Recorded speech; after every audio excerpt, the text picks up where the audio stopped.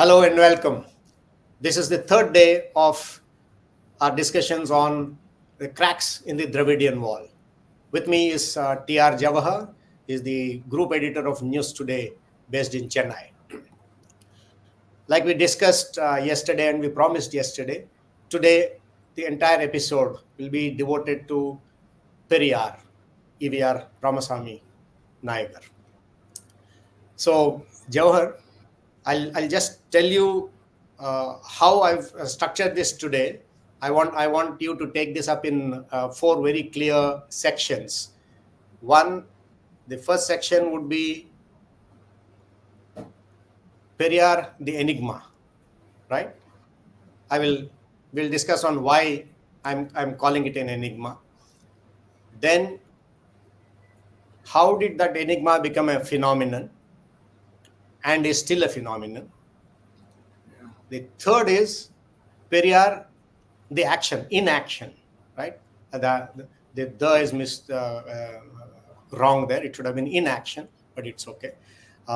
Then the final one, the last section we will discuss is Periyar relevance in 2024, right? So this is how I want to structure the discussion so that we can take up questions and answers in very clear terms, right? We will navigate it very clearly for the benefit of the viewers. With that, now let me give this floor to you for your opening remarks on. Take it away. Your opening remarks. Yeah.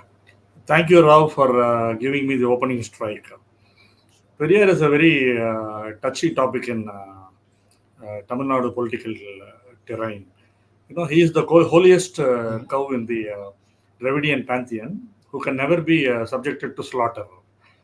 Any criticism of Periyar will be deemed blasphemy, and you are a target instantly. So we are actually treading a very dangerous line here. You are sitting safe in Lutyens, Delhi, probably, but I am right in the epicenter of several landmines. Right. So, as my father used to say, truth be told, target is trouble. My father, TR, his credo was that. So, in typical obeisance, rational obeisance to Periyar, let me pray to Periyar and seek his pardon for whatever we are going to do now to him.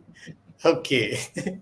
Yeah, I understand what you're saying. It is, I don't know if it is the appropriate term to use in this discussion. Periyar is a holy cow. Right? That's what I said now. That is the irony. Yeah, that's the irony. So anyway, let's plunge straight into it. As I said, the first thing that we will discuss is Periyar, the enigma. And when I say that, Periyar, the enigma, to get to the bottom of it, I just want you to tell us, what does the word Periyar mean? What is the closest English translation?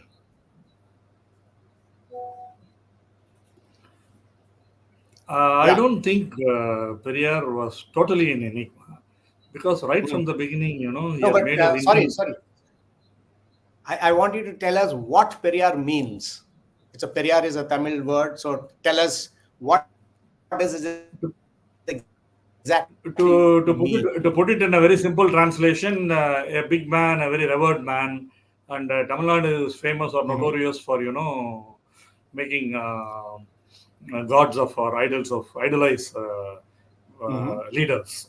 So Periyar was given this plume, but he himself called himself only Ramasamy Nayagar. I was happy about that, but Periyar was made a larger than life.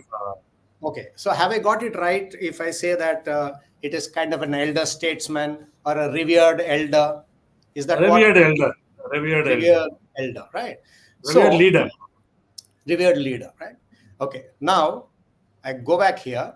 So now that you've told me that he's a revered leader, right? Or it's a kind of a attribute of greatness that has been given to him, right? So why I call this an enigma is that normally when greatness is attributed to leaders, it is because they are on the side of what you call inclusion, They are talking of peace, they are talking of love, they are talking of equality. Periyar did talk about equality, we'll come to that, right? But the essence of all their action is peace and love and inclusion. Whereas Periyar, he spoke about inequality and bringing equality, but his methods were completely, to say the least, not very violent, right? So in that sense, that is the sense in which I say he's an enigma. How is it that when Gandhi was ruling and when then Ambedkar was actually taking on Gandhi on the equality question, but talking about annihilation of caste, but not about annihilation of Hindus or people, right? Whereas Periyar was talking in terms, if giving a call for killing and stabbing Brahmins, right? So that is why I call him an enigma. And why was this greatness then given to him or attributed to him? I'm not even saying trust on him. I'm saying, why was this greatness then, Periyar? Why was the title given to him? And it was totally against the ebb and flow of the country, right? Yeah. See, Periyar was not an enigma for me in one sense because his intentions were very clear from his utterings. He never minced words. Right. He was very clear. He was very, very, very clear. He exhorted his followers to do things. Thankfully, they didn't fully follow him, but whatever it is. Otherwise, there would have been a bloodbath in TN right from the beginning of Periyar's ascent. Correct. So that on that count, his intentions were very clear right from the beginning. He never minced words. Right. I won't call it honesty, but he was very open about his intention. True. So on that count, he's not an enigma. But you have asked me why, on a national scale, when people like Gandhi and even Ambedkar and so many people were expounding love and affection and trying to unite people, yes, that is an enigma. Because in the grain of the times. Go ahead, on that count, all the great people of the freedom movement, like Mahatma Gandhi, Jawaharlal Nehru, Sardar Patel, Ambedkar, and all these people, they were part of the freedom movement. Even Kamaraj, Pon Muthuramalingam, Rajaji from here, all the people, nationalist-minded people, were part of the freedom movement, and they were all predominantly in the Congress. Periyar also started in the Congress, but because of his hatred for Mahatma Gandhi, he came out of Congress and started all his violent rhetoric. So, on one side, we have the national leadership and the people patriotic people of nationalist-minded people of Tamil Nadu, leaders of Tamil Nadu, those I mentioned, Kamaraj, Rajaji, Muthuramalingam, and all that. So these people were all associated with the freedom movement. Periyar had nothing to do with the freedom movement. So he had a wide space here in Tamil Nadu for his rhetoric and for his kind of talk. It is not that the people of Tamil Nadu were not for the freedom movement, but there were a lot of, as I said yesterday, tinder boxes around and inflammable people around who could always be riled. And Periyar did succeed in doing that. So there was a gap here. There was a big space for him here, and he just walked into the space and took over that political territory. Right. Go ahead. Yeah, it was not owing to any of his so-called ideologies or anything. He was a glib talker, but not like Annadurai or any of the other DMK people. Okay. But he did manage to, endear himself to the masses in a big way. He was very clever in using every opportunity. When Rajaji brought Hindi in public schools, he immediately took on Hindi. But the anti-Brahminism was a running theme throughout his life. So that was always there. Right. So in Tamil Nadu, there is always a streak of this anti-Brahmin mindset. So that Periyar appropriated and used it for his benefit in a big way. Right. So that enigma thing I have explained now. Okay, yeah, great. Thanks. So now we will get on to the next classification, as you can call it, is the Periyar the phenomenon, right? So here, what I want to ask you is that what were I think you briefly described at the end of the earlier section, but I want you to go into detail because you have written about this also very frequently you've written about it. And in one of your articles I read that you said there was all kinds of ideologies across the country and the world, the left, the right, the liberal left and conservative right and left, and all kinds of ideologies. And you said here there was no ideology, but still it became an ideology, right? So tell me, what was the ecosystem, what are the circumstances? We all know that it's mostly circumstances that make leaders. If a certain vacuum exists, a leader fills it, right? Was that the case? What was the ideology? What was happening in Tamil Nadu at that time that Periyar could step in and become what he became? First thing is, you have called Periyar a phenomenon, or you have used the word phenomenon. I think you are being very charitable to him. That's what I think. Anyway, fine. He is very influential. He has been very influential, and he is still influential. So on that count, let us concede that he has been a phenomenon. See, let me. So you have said it. I just want to reinforce it. See, he is a phenomenon. Yeah. For somebody who has sway over politics and our mind space 70 years after he began his, or maybe 80 years after he began his movement, I think we should not grudge that to him. Okay. Right? The enigma for me still continues. That easy Periyar, because of the kind of the methods he used, is what I have an issue. Right? The rest of it, he found space and he moved into it. So I think we should grant him that. Yeah. No quarrel over that. No quarrel over that. Let us not, fight over semantics. But the point is that, when you go to the 20th century and 19th century, generally in the academic and the political lexicon, things like a left, right of center, and left of center, these are the jargons that have been used generally to describe ideologies and political parties and all that. All over the world, and also in India. People right-wing politics. Savarkar was a right-wing politic. Nehru was, kind of centrist, right. This kind of classifications and categorizations were always there in the academic mindset and the media mindset, and among the people also. But when Periyar stormed into the, mind of the people in Tamil Nadu, this left, right, center, and all these kind of jargons, simply were wiped out. There was no left, no right, no nothing. There was only this Dravidian ideologies that he espoused. So these were the only things, and he brought the name Dravidian into it was already there in the history textbooks, and it was in the literature also. But he gave this word Dravidian a new life, and he made it the single most ideology, in contrast to so many other things. But the left, right, these things don't really matter. And even now, it doesn't matter to people. That is the thing. So that is how Periyar was able to position himself as a kind of unique identity, with a unique identity. That was his big success, I would say. He was very smart on that. He found the right opportunities, found the right gaps in the usage of language and politics, and he filled those gaps in this part of the country.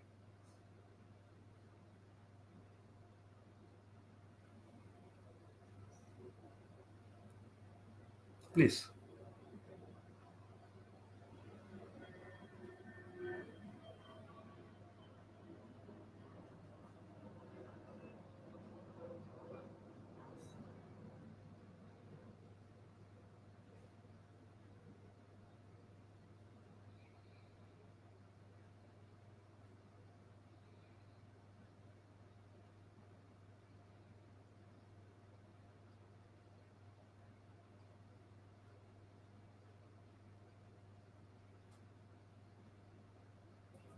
Can you hear me, Jawahar?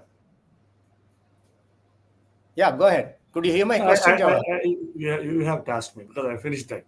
There was a small gap in the video. Okay, fine. So I was asking yesterday, you did mention about how there was a certain political space that was given to him as his party was almost kind of getting wiped out. He got a kind of a lease of life in the form of the Hindi agitation. So tell us a little more about what existed at that time, the political space that he had, and how he moved into it. Between 1920, when Justice Party came to power in Tamil Nadu, Right. in Madras Presidency, and 1937, they were in and out, actually. It was a very bad governance. It was a precursor to the kind of Dravidian politics and governance that we see today. So Periyar was almost becoming a non-entity. He started this Madras Presidency Association. As I said yesterday, it was like a Trojan horse. Justice Party people did not like him because they thought he was a congressman put as a plant inside the Justice Party to destroy it from within. So that was the kind of thing. Yeah. Can you give me a timeline? When was this? In which years are we talking about? See, Periyar started this in 1919, around the same time the Justice Party came to power. But Okay. Justice Party, I think Periyar joined the Justice Party probably in the early 30s, somewhere around that time. Actually, he Right. was part of the Justice Party. And by 1937, the Justice Party was washed out and wiped out in Tamil Nadu. But Rajaji, as I said yesterday, he gave a handle to him by bringing Hindi in all public schools, and Periyar then took off with anti-Hindi agitation. And already Justice Party's genetics is that of anti-Brahminism.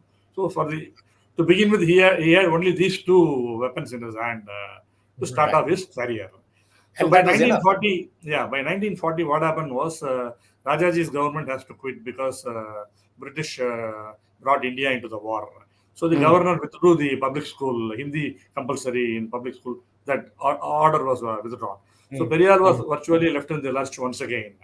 Right. So he got back his life in 1945, actually. The Dravida Kadagam was brought in 1945. Disputed. So he was in the lookout for a fresh stockpile of ideologies. So he took up Dravida Nadu, rationalism, Right. atheism, rationalism, which exactly meant anti-Hindu and more particularly anti-Brahmin, then atheism, then self-respect, and all these kinds of things he took up. These were Social his justice, isms. atheism I mentioned, social justice. So he took up all this kind of he built up a fresh stockpile of weapons to take on his political battle. Right.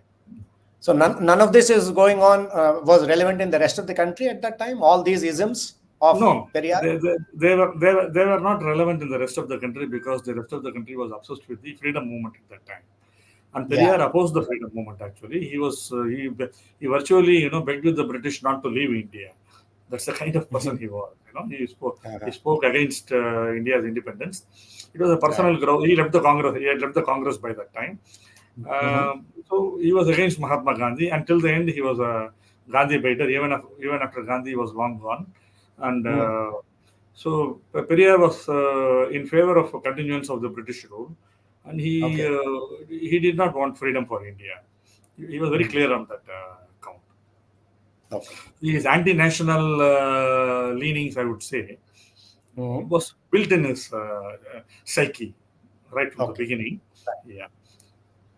So was that psyche, is that psyche the kind of a baked into the gene of the Dravidian movement, which is what you keep saying, the isolation of Tamil Nadu? Is that one of the reasons why? Exactly. See, even today, forget about 40 years or 50 years or 60 years. Even today, an MP, I don't want to mention his name, and many people routinely say that we are citizens of India, but our nationality is Tamil. So this is the kind of talk that we see here even today. See, this is what I said, that the tinderbox and inflammable passions are always lying latent in Tamil Nadu, thanks to Periyar, planting them as landmines in this state. They can be, kicked up any time. Anyway, let me go back to 1945 when Dravida Kadagam was born. Right. So, as many people think that Periyar was not a pro-Tamil protagonist or anything. On the contrary, he openly said that Tamil is the language of the barbarians. He was not a pro-Tamil person. He said Tamil is the language of the barbarians. And there's one more interesting history to Dravida Kadagam. In 1944, many of Periyar's associates, he was basically a despot. He was not a democratic person. He hated democracy. He said, we don't need democracy because 90% of the people are fools. These are the kind of, talk that he indulges in routinely. Hate speech. But we'll come to that later. So in 1944, some of his friends like Tiruvika, Maraimalai Adigal, many of them, when Periyar wanted to bring Dravida Kazhagam instead of Justice Party, many of these people suggested that we should make it Tamil Kazhagam, TK, not Correct. Dravida Kazhagam, TK. Yes. But Periyar very cleverly, made Annadurai propose a resolution saying that we should call it only Dravida Kazhagam so that we have all Malayalis, Kannadigas, and Telugus also. At that time, these states were all part of the Madras Yes. state, Yeah. which had come into, which was province. on the verge of formation, and after Madras presidency became Madras state. So he wanted, but that was a lofty goal that he set. But his idea was not that, because he was basically, some people say he was a Kannadiga, but so he wanted to include the Dravidian so that he can be accommodated into the overall scheme of things. Is it established that he was a Kannadiga? Is that the Kannadiga roots? Or is it just? It is very difficult to find out. The Dravidian people keep denying it, but then it's too late now for that. I think it is irrelevant. It is irrelevant. So, for that matter, Chennai is dominantly, originally it used to be dominated by Telugu people a lot. Chennai. Chennapatna, it was called Chennapatna, and it used to be dominated by Telugu people. So, true. I don't take Periyar's Kannadiga, even if it was true, I don't take that as a big thing.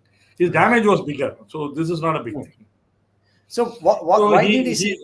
The thing is that he made Dravida Kazhagam, Tamil Kazhagam, converted it into Dravida Kazhagam, and he made Annadurai tell that. That was a very significant thing. So you may ask what's in a name, but the entire structure of the political parties here, the political organizations here, the ideology here, and the linguistic language, everything here. So the Dravidian, the Dravidian model that the DMK is talking of now. See, the entire thing is now Dravidianized and not Tamilized, actually. Correct. Though it is called Tamil Nadu, it is actually what we talk of is Dravida Nadu, despite all the other Dravidian states walking away from. There's pretty little Dravidian about Andhra or Kerala or Karnataka. Nothing. So I think Tamil Nadu made more sense. So Tamil, Kazhagam. I think Tamil Kazhagam would have made sense, but Periyar didn't want it. Apparently, he got away with it. So why did he say it's a language of the barbarians, Tamil, and why did Tamilians accept it? I know. I've worked. I've studied with you. I've lived with you in Tamil Nadu. I know how proud people are of the language.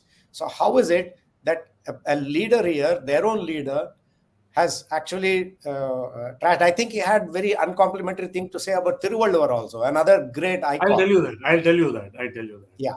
So how is it? What was this dislike for Tamil?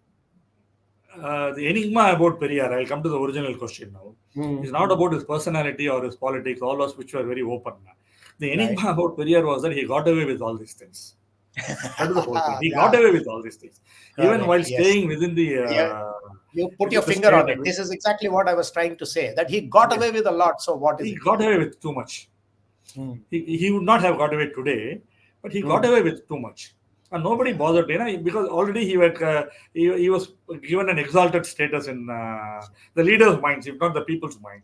In my view, the Tamil Nadu people did not bother about him as much.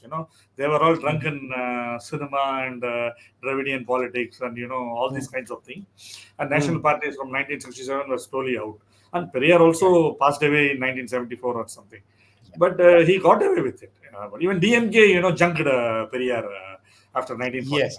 So I'll take you there in a subsequent year. Now I want to get you to.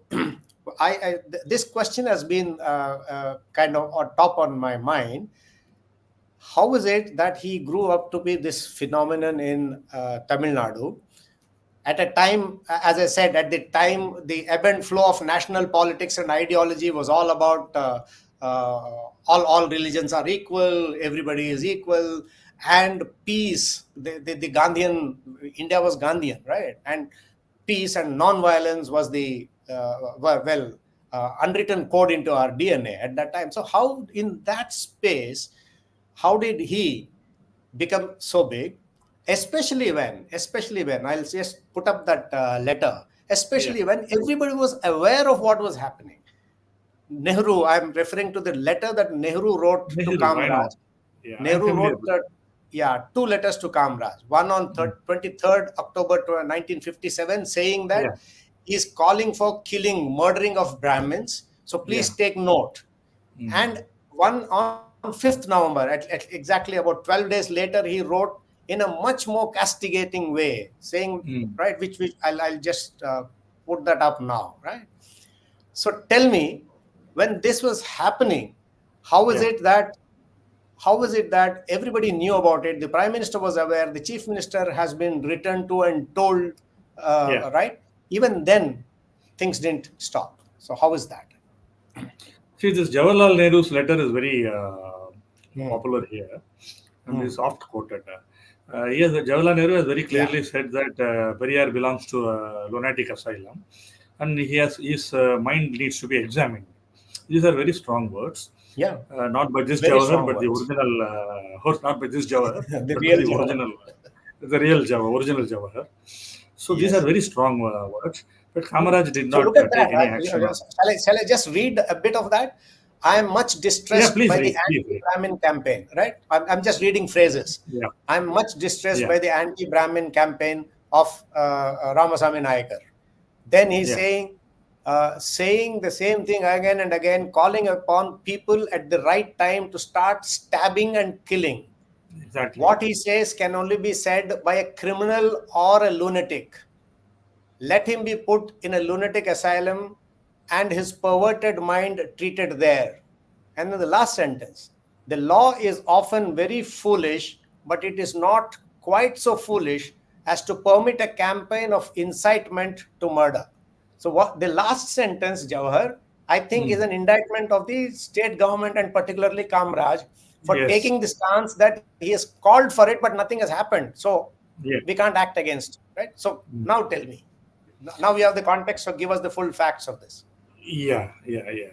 See, Jawaharlal Nehru is at his eloquent best in this letter. He has been very precise and he has made it. He has not minced any words Hmm. about Periyar. But it has always been to the eternal surprise of everyone that Kamaraj did not take much action against Periyar. Right. Maybe for two reasons. Because any action against Periyar would have become a big law and order issue in Tamil Nadu. So maybe Kamaraj thought that ignoring Periyar is the best thing, because Hmm. Periyar has called for the murder and the stabbing and even worse things, genocide of Brahmins. He has said that on stage also. Maybe Right. a little less on his newspaper columns. He was a prolific writer in many of his magazines. So he has called for the killing of Brahmin. There is no doubt about it. But had Kamaraj taken any action against him, it would have become a state had become a, that probably was on his mind. Though it is definitely negligence of duty, I would say, because Periyar should have been checked, and went unchecked for a long time with this kind of words. Today, it could not happen. The courts would pull up suo motos, this kind of talk. But at that time, it was a newly independent nation. Tamil Nadu was a kind of, slowly getting into the Dravidian hands. Anna was a rising star. So probably they Right. didn't want to give Periyar and this Dravidian followers a handle. Kamaraj probably Right. thought, left alone, this whole thing will subside. Hmm. And he didn't want to make a hero of Periyar also. And also, Right. I would say that Kamaraj and Periyar were probably good friends also, in the sense Hmm. that in 10 years later, this letter was in 1957, 10 years 57. later in 1967, Hmm. Periyar had fallen out with the DMK by then. Yes. Periyar openly supported Kamaraj and said that we have to keep the DMK out, throw the DMK out. And he Oh. supported that people should vote for Kamaraj's Congress. We'll So yeah they we'll probably we'll had a good. discuss that in the next Yeah, session. Yeah. yeah. Good. So that So was one of. tell me, what was the Nehru, having taken note of this, Mm. then chose to forget about it, or well, which is the central government, is the prime minister. He could have put his foot down on action, couldn't he have? He didn't do that. He didn't He do didn't that. do that. He just chickened out at the last minute, all of them. That is the Hmm. Congress thing, basically. They don't do it. It's words, and that's all. Right. And particularly, this Dravidian, they feared this. As you said earlier, these people were Hmm. always away from the national mindset and mood and mainstream. Their mind. They were Right. not. Periyar's Parivar was never part of the freedom movement. They didn't have anything to do. They Yeah. dissociated themselves from the freedom movement, particularly Right. using Mahatma Gandhi as an alibi for Right. this. They didn't like Gandhi, and he criticized Gandhi openly. So, Okay. so this was the main, and Kamaraj could have done definitely, but he didn't Yeah. do it. Yeah. That's the point. Okay. Now I'll take you to the next session, which is Periyar in action. Right. Yeah. So here is where I want to understand what exactly did he do. Thankfully, as you I think pointed out a little earlier, thankfully there was no bloodbath, because what exactly he wanted was not uh, kind of given effect to by the people. Right? He wanted Brahmins to be killed, and that the context to that Brahmins be killed, I think we should give. I'll just give you a minute on that. Apparently, uh, Periyar's line was that the the constitution which gave right to freedom of religion, Yeah. he wanted that article to be scrapped, because Yeah. according to him it gave Hinduism the handle to practice casteism. It is his reading of it. He wanted Nehru to take that out of the constitution, Yeah. and he said that if you do not do it by a particular day, we will start killing Brahmins. So Yeah. this is the entire context to it. Thankfully, that killings of Brahmins didn't happen, but what happened wasn't very kind to Brahmins anyway. It's just as cruel. So tell us exactly what happened in this action part. How did he action his philosophy or his ideology? Most of Periyar's words are sounds from an empty vessel. By the time Periyar was at his rabbit best, after the independence time, Annadurai had walked away with much of the Dravidian Okay. followers and Dravidian crowd, I would say. So even if Periyar had wanted to kill Brahmins and stab Brahmins, he didn't have the persons to wield the knife. Ah. All of them had gone to DMK. Oh, And Annadurai, for all his other rhetorical incitements and other things, he was a moderate person. He was well educated, and he was a very fluent speaker in English and Tamil. And he went to Parliament. So he knew that Periyar was a nuisance. He knew Periyar's nuisance value, and he kept Periyar at bay. And you won't believe me, some of the worst and basest and the most gross kind of talk in Tamil Nadu's history. It's very difficult to translate it in English or, for that matter, any language. So say it in Tamil. நிறைய இருக்கு. About the exchange between Periyar, I'll come to that. About the exchange between Periyar and Annadurai. There is too much, Periyar and Annadurai.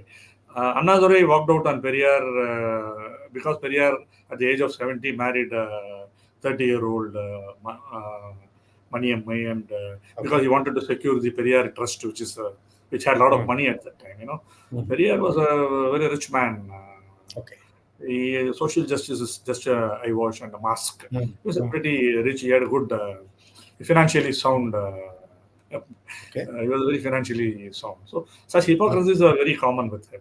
So Annadurai first did not take him seriously, but just kept this rhetoric alive. And then there was a lot of mudslinging and slugfest going on between Periyar and Anna for almost 20 years. Periyar has described DMK in one of the foulest languages you can hear. Recently, Annamalai has also quoted it, and it has been quoted all through the many people all through the last 45, 50 years. Can you give me the mildest abuse? The mildest abuse that Periyar hurled at Anna DMK was that the DMK people would even sell their wives for the sake of votes. And I'm being very mild. That's the kind of language Periyar uses. And I'll tell you some of the other Periyarisms that are very, some of the very common Periyarisms that were, made waves but did not happen in real time, thankfully. He said that, apart from saying that Tamil is the language of barbarian, going to a Hindu temple is like stepping on he has this obsession with excreta, human excreta of animals. He has this obsession. So he is a kind of dirty talk that he always indulges in, very gross. So he said going to temple is like stepping on an excreta. But he was very secular on that count. He even said going to a mosque or temple is like stepping on the excreta of humans. For Hindus, he reserved the cows, thankfully, and for the other religions, he reserved the Humans. humans. And Hmm. he has said that the people who believe in God are barbarians. So he has been very secular on that count also, and he did invite. Yeah. But no religious people he took him very seriously. He was ranting and rambling along beyond the point, Mhm. because politics Mhm. has shifted to Congress DMK politics in the Right. 1960s. One more thing Mhm. that the DMK should really now think and rethink and recall is that, once again, back to the excreta thing, Mm. he said Mm. that Thiruvalluvar was inspired by Brahminical forces, and Okay. the entire Tirukural is a Brahminical presentation of Oh. excreta in a golden vessel. So look at the language. Oh, he Huh? said that? Yeah, he said Malam in a Tangapatram. Malam is Oops. Tangapatram. This is what he has to say about Thiruvalluvar and Tirukkural. And these people are Mm. all, parading Tirukkural as their, some kind of a demigod for them, literary god for them. But look at what the mentor has talked about Ah, Thiruvalluvar of all people. So this is God. there. This kind of rhetoric Hmm. is there, and he got away with it. That is my Yeah. biggest. Because Kamaraj or Rajaji could have easily put him behind bars. And Nehru has Hmm. openly said that the man belonged to the lunatic asylum. Yeah. First place should have been the jail, then the lunatic asylum. But I'll come Hmm. to another aspect now. See, Hmm. you must have heard of Periyar's penchant for the slippers. He loves, apart from excreta, the other thing he Yes. really valued was his slipper. In Salem, in Salem, he slapped idols of Rama and Pullayar with slippers. Yeah. Everyone, these Dravidian demagogues, Dravidian speakers, used to exalt Periyar, saying that he was so brave, his bravado, he was so brave, he did that, and all that. But they don't know the rest of the story. The rest of the story was that some Yeah. Hindu people, Hindu advocates and Hindu people, they went to the court. They went to the court against Hmm. Periyar, and the court Hmm. passed some strictures. Immediately, Periyar backtracked. He gave an apology. He tendered an apology, Oh. went for a compromise, and when he Hmm. realized that the law was closing in on him, you understand, Hmm. when the law was closing in on Right. him, he Ah. slipped through the legal tangles. The slipper man slipped through the and then Legal loopholes. slipped through the legal tangle, and then Hmm. his slippery character changed after that. He never resorted to this slipper thing after Okay. that. So nobody Okay. He talks did. about that. Yeah, he didn't do Okay. that. But this was He didn't do probably that. late in the 1960s. So there Okay. are so many contradictions. He has backtracked from that. He Hmm. even said some very pretty nasty things about. He was very misogynistic. He was a very Hmm. misogynistic person. Mm-hmm. He said Mm-hmm. that Brahmin husbands are all pimps for Brahmin women. I'm Right. feeling very. I cringe to speak these things, but now you No. are telling. I feel very bad saying Yeah. these things on national media. But these are the things this man has got away with. Kind of talk this man has got away with. Yeah. There is Yeah. some more if you want. I can tell you one or two more. Yeah. One or Uh, two more. See, why is that? See, the thing is that in this woke age, how is it that I'm intrigued? How is it that there are still people who do not find any of this objectionable? Because in this right now, you can't say anything verbally, even remotely, kind of putting down somebody. But here he was doing things, and still, okay, it happened 60 years ago, 70 years ago. But how is it that still today he's still that enigma, he's still that phenomenon, he still exists? Okay, that is why I want you to say a few more things of this outrageous things that he used to do and say.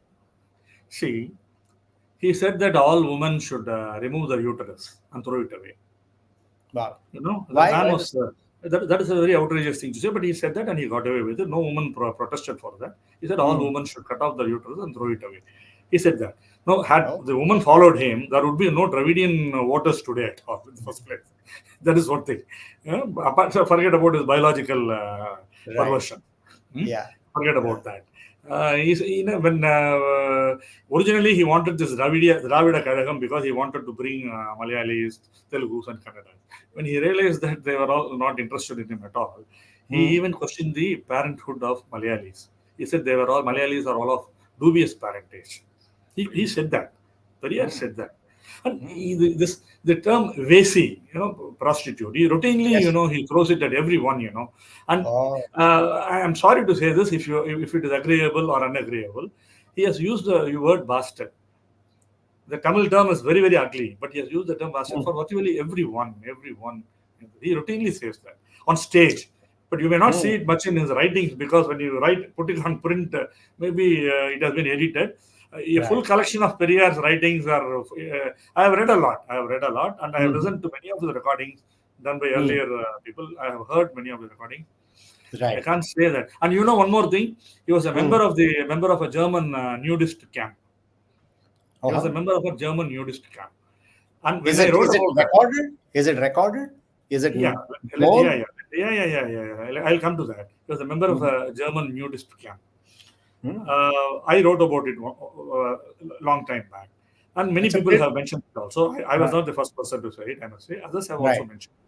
So I also brought up the topic whenever I rail against That Periyar. makes him pretty progressive, right? He was in a way, he could fire anyway, you could call him progressive, regressive, he will fit any label, he will fit any label. That was Periyar, He was, you have to hand it out to him, that eccentricity, he passed it off as, some kind of an enlightenment or progressiveness, but it was basically eccentric. But as Jawaharlal Nehru rightly put it, but he didn't put him in the place where he wanted him to be there. Anyway, he was a member of the German nudist camp. When I wrote it, so many DK people came to my office, and as usual, they raised slogans and said, "Do you have any evidence?" I showed them the photo. I still have it. Really? But let me not put your India Today viewers. YouTube won't allow us to do it anyway. Yeah, I don't want to put the subject India Today viewers with those grisly eyesores. Yes. It is even difficult to imagine them, so I don't want to. These are things. But I have the evidence. It is still there. Yeah, this is still there. It is in the. But people don't want to see them. He was a bundle of contradictions, and I think he pulled it off. That I think we should give it. There are two reasons. There are two reasons. First, there are two reasons. First, he was already placed on a pedestal as a Tandai. Tandai means father. He was the father of whole language and everything that is found in Dravidian politics. But he was a Tandai father. And secondly, most of them ignored him. They just laughed, clapped their hands, and then go away. That is all. Periyar was just another entertainment for because, as I said, the 60s politics was more between Congress and DMK, and Periyar was growing less and less in stature and more in statues. Well said. One more thing is that you ask me, then why? How did Periyar become the phenomenon that he is? Okay, shall we talk about it? Yeah, go ahead. Because this is a very important shift in Tamil Nadu politics. A very important shift in Tamil Nadu politics. In 1969, Anna passed away. Anna was not in favor of Karunanidhi. He favored Nedidian as the next his successor as chief minister. But MGR supported Karunanidhi, and it turned suicidal for him. Right. And so when MGR broke away from DMK in 1972, or was rather thrown out of DMK, we don't know what really happened. MGR broke away from DMK in 1972. Immediately, Annadurai passed away in 1969, as I told you. MGR appropriated the Anna legacy and Anna label. Very clever on his part. So he took over Anna and called his party Anna DMK, or then later on AIA DMK, because to make it a national party, it was All India Anna DMK. It was ADMK, basically. Now, Karunanidhi was in a big spot, because MGR has walked away with a very popular icon. So when Periyar passed away, Periyar was alive. Karunanidhi, after exchanging a lot of expletives between them, the most choicest and the chaste cuss words in Tamil could be found in the Dravidian lexicon. You name it, it will be there. The Madras Bhasha is nothing that we talk of today. It is in the Dravidian lexicon. Very chaste and choice words you can go and find out. So these two would have. It is all there. They would have it out, is it? Yeah. It is all there. It is all there. They would abuse each other. Yeah. So much abuse. Anna was abusing Periyar, and Periyar was abusing Anna, as I said. And Karunanidhi was abusing Periyar like anything. Suddenly, when Anna was no longer available for hijack, he jumped to Periyar bandwagon, and Periyar was very happy. And when Periyar was alive, Karunanidhi built a star. Karunanidhi was in power at that time. So he built a statue for Periyar, and Periyar was objected to idolizing people, idolatry, and all those things. He was very glad that his statue had come up somewhere in the. That was the hypocrisy of Periyar. He was very glad about that. So That it was is interesting. Karunanidhi who resurrected. Let me complete. It was Karunanidhi who resurrected Periyar in the popular imagination later on. But Periyar was gone by that time. But Karunanidhi brought him to life in contrast to Anna. But later on in the Dravidian cauldron, as it churned, both Periyar, Anna, everybody got into it, and now both ADMK and DMK and all the other MDMK and all the other offshoots now show Periyar, Anna, and all those things as one by one up to Udayanidhi now almost, and like that. Right. Okay. So next question in that same Periyar in action. When did the anti-Brahminism become anti-Hinduism? Reference, of course, is to as late as last year. Udayanidhi saying, calling for eradication of Sanatan Dharma, not casteism, but eradication of Sanatan Dharma, which later he said that no, I only want the caste system to be kind of done away with. But we know what he said, right? So where did this become anti-Brahminism become anti-Hinduism as a whole? See, in this part of the country, Hinduism has always been identified with Brahminism from the point of view of the Dravidian politician, Justice Party or Dravida Karagam. So that is there. Though the non-Brahmins are also very devout, they are very devout Hindus. The larger population were not carried away by these campaigns. But basically, the leaders they had of all parties, I would say, they had this anti-Brahmin mind. Many of these leaders, and they were all together on these things. So Hinduism was deemed as an Brahminical in Periyar's mind. So when in this context, I would like to make a distinction between ADMK and DMK. When you talk of anti-Brahminism and anti-Hinduism, neither MGR nor Jayalalitha and nor the Edapadis and O Pannirselvams of today are not at least overtly anti-Brahmin or overtly anti-Hindu. So it was only the DMK that still carried the mantle of Periyar's anti-Brahminism, which morphed into anti-Hinduism. Karunanidhi was always been anti-Hindu, but he never committed any anti-Hindu act as such. For him, anti-Hindu was a kind of another. Even he didn't believe in anti-Hindu thing, because towards the end of his life, he wrote about Ramanuja, and he was all that. And his family is very devout, and all that, and all the. So you remove ADMK from the scheme of things. We will come to that later. Right. When we talk about Dravidian ideologies and where they are today. So anti-Brahminism had morphed into anti-Hinduism even during Periyar's times. And when Karunanidhi appropriated Periyar as his mascot, it became a bigger issue. And it gradually turned into... But with the rise of the BJP since 1980s, the anti-Hinduism became a bigger thing. But once again, Karunanidhi, when he joined hands with the BJP in 1999, for 5 years with Vajpayee, he toned down his rhetoric. And I would always, I did not like BJP going with DMK again, because as I said yesterday, that party is the antithesis of all that the BJP represents. But still, Vajpayee, Advani, and all those people, all the wise men in the BJP thought it was better to go with the DMK, probably because of coalition compulsions, which was, covered under what is called coalition dharma and common minimum pork programs and all that. So Karunanidhi used anti-Hinduism as and when it was a good thing to do for his constituency. But today it is very, I would say, very virulent.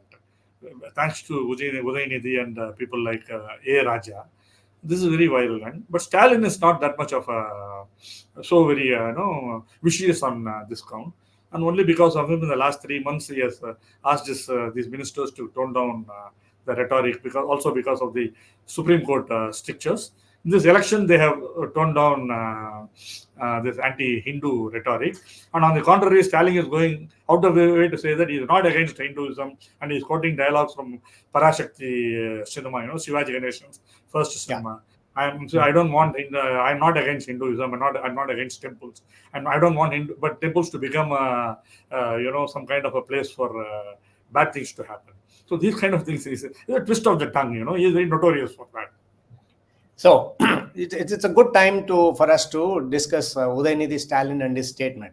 Was it miscalculated? Was it part of a DMK family fight where Udayanidhi wanted to kind of reserve his seat as the successor vis-a-vis, let's say, Kanimozhi or somebody?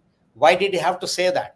It was, I think and it was a very. it wasn't by accident. No, the name of the event was eradication of Sanatan Dharma. So you can't escape from there's no escape route to say that no, I didn't mean that, right? See, we are So today why was talking it of done at Periyar. the time? Sorry? We are today talking of Periyar. Can Yeah. I talk about Modi or Trump or anybody? So similarly, Tomorrow. that was a meeting about Sanatana Dharma. Yeah. And Yeah. he had to necessarily talk about these things. But he went Yes. overboard because the crowd was like that. You tend to Right. go overboard. He went overboard by saying that they are like mosquitoes, virus, and all those things. Court has taken cognizance of all that and have pulled him Right. up. And A. Raja continues to say, compared all this to lepers and all that, Yes. this eradicated like lepers. True. In fact, I even wrote an article that Stalin should take note of this kind of talk and put down these people. For Stalin, he's a moderate person. I know him well. But his son is the sin. That is the problem for him. Okay. And it is a future liability for him, which he has to address. Okay. Now, let's get to the last section, Periyar and his relevance in 2024. So, I think we have said it adequately. There is, I really, I think it's a little short of admiration that he's still relevant in spite of everything.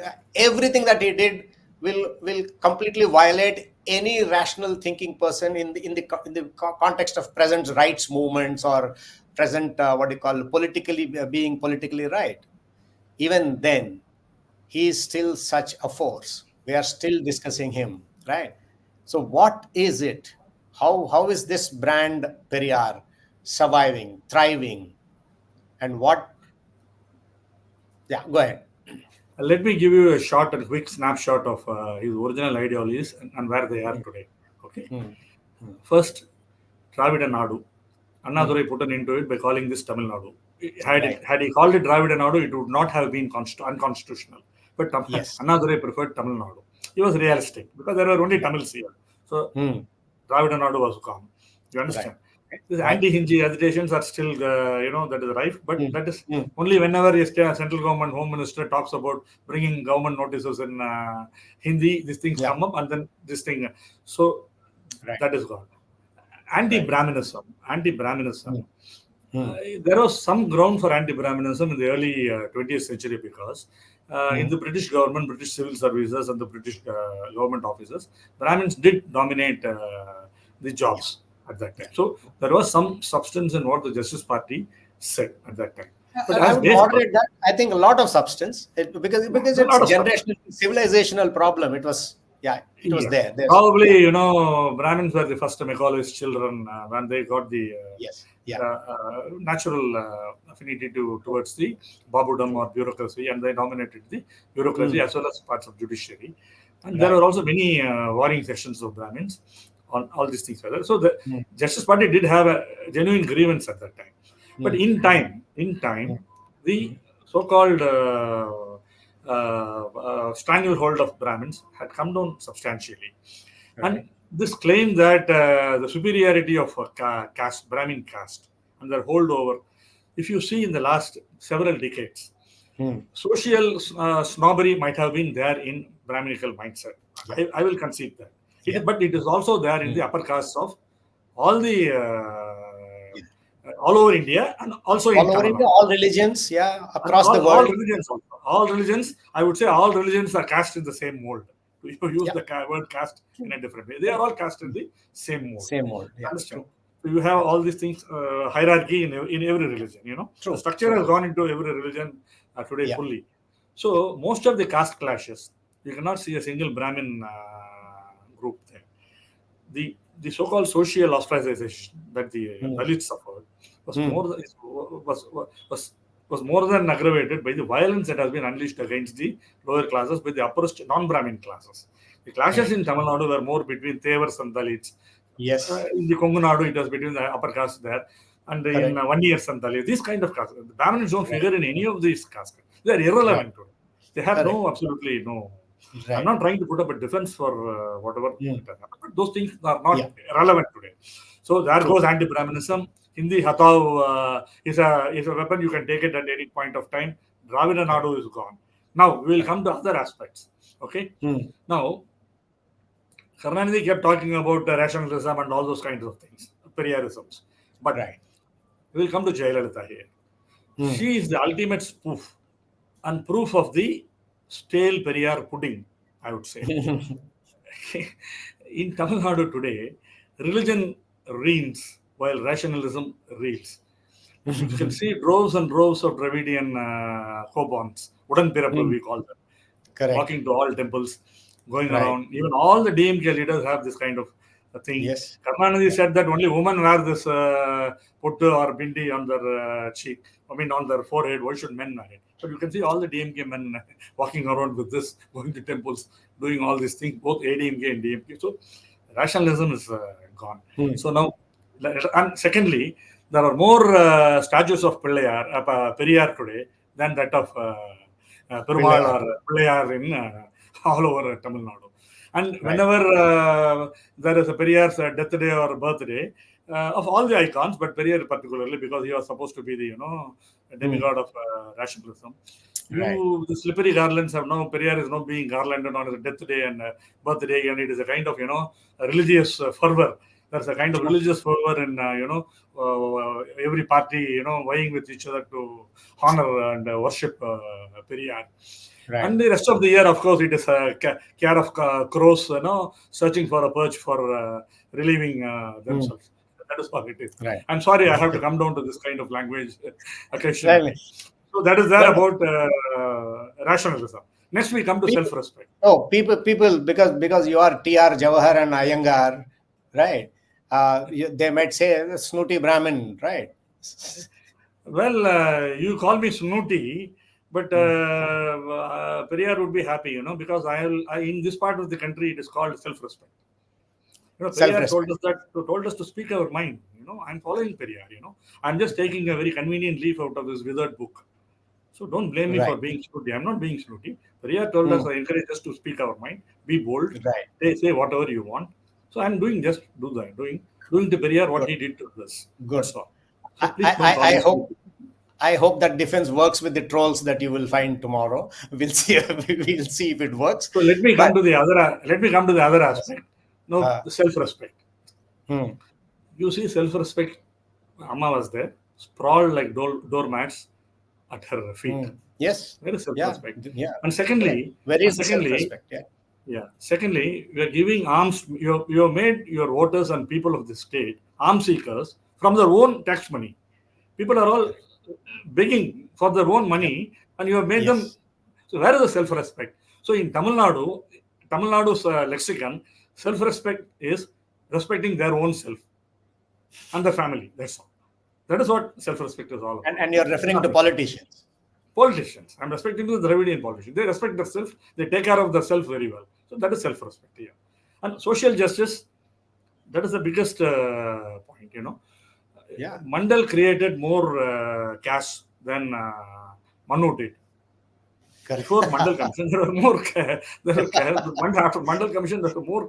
See, people have started thinking that it is good to go backward to come forward, become backward to go forward, move forward in society. The caste certificate is deemed more valuable than the degree certificate. This is the kind of pervert social justice that is being practiced here. In not only in Tamil Nadu but all over India, but more specifically in Tamil Nadu, particularly when Jayalalitha got the 69% reservation, no less than a person like Veeramani, who was for whom ideally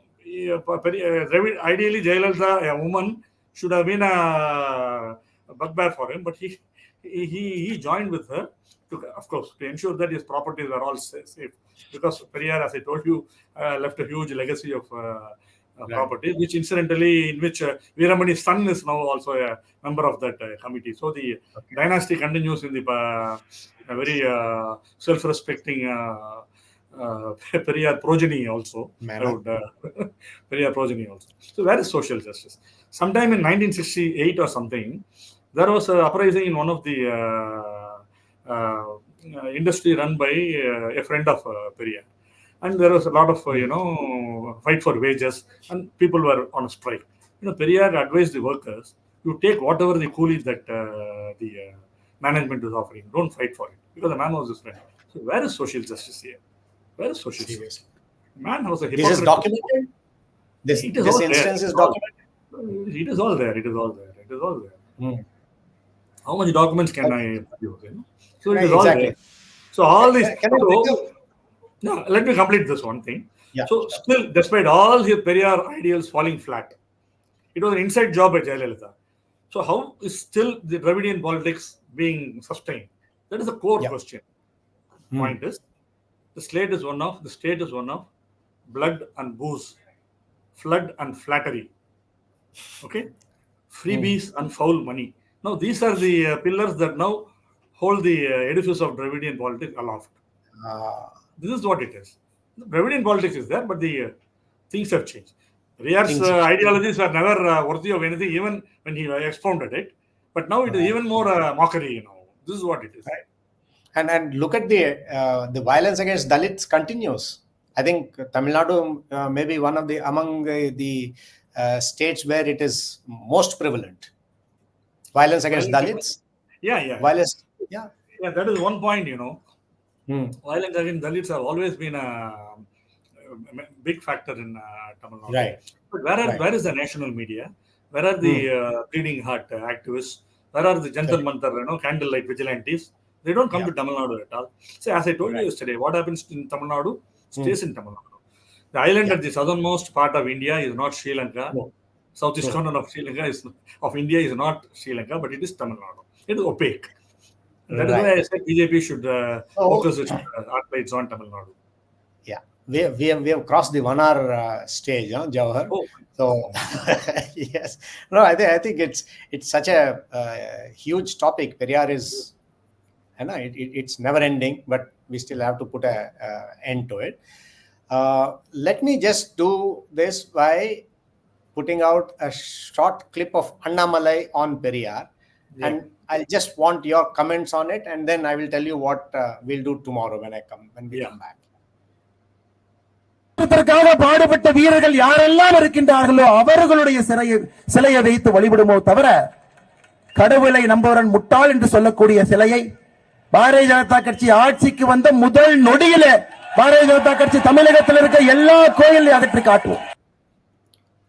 So what is he saying? What is he referring to?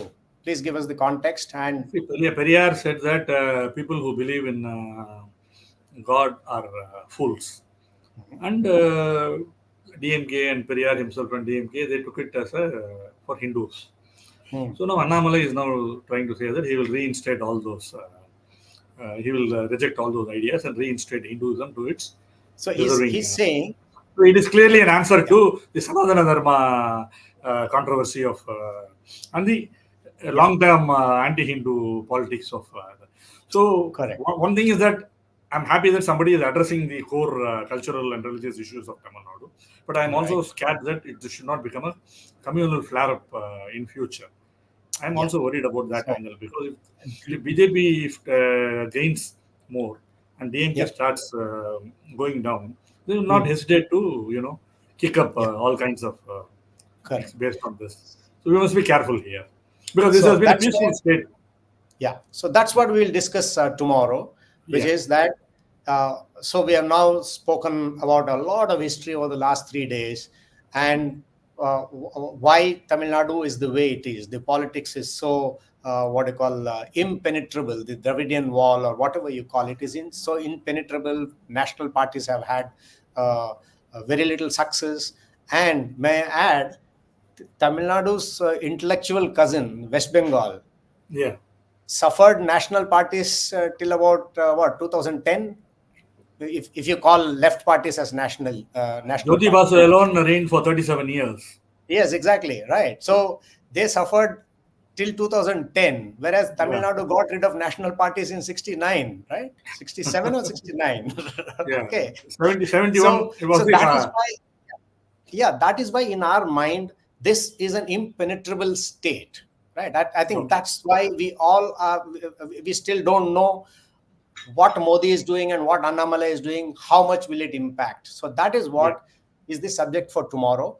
We will begin with Modi and what he has tried to do in the last 3 years. Yeah.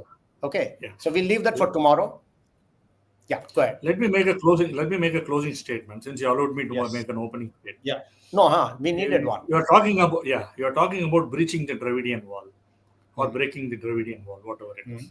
You can't break the Dravidian wall unless it's fictional. Periyar's glory may be fictional. It may be, Yeah. dormant or latent or Mm. whatever you call it. You can't break the Dravidian wall unless you break the myths around Periyar, the idol breaker. The idol Yes. breaker Periyar. Unless you break the myths around Periyar and in popular mind. So this campaign has to go deep rooted.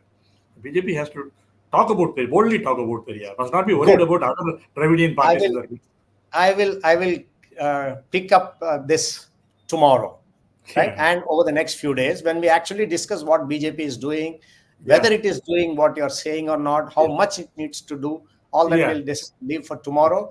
And thanks for a very enriching session today, Jawahar. 1 hour. I didn't know we had been on air for so long. Thank you, Rao, Thanks, for the Jawahar. opportunity again. Thank you. Bye. Thank you. Bye. And pray for my safety. Yes, I'm praying for your safety. I'm safe. I'm safe on two reasons. One, because though I'm a Brahmin like you, right, I come from non-Dravidian land, which is Andhra. So they won't be too upset with me, right? But you, yeah, you better be careful. Bye. See you tomorrow. I hope the neutral name Jawahar saves me. Secular name. Hopefully. Yes. See you. Bye.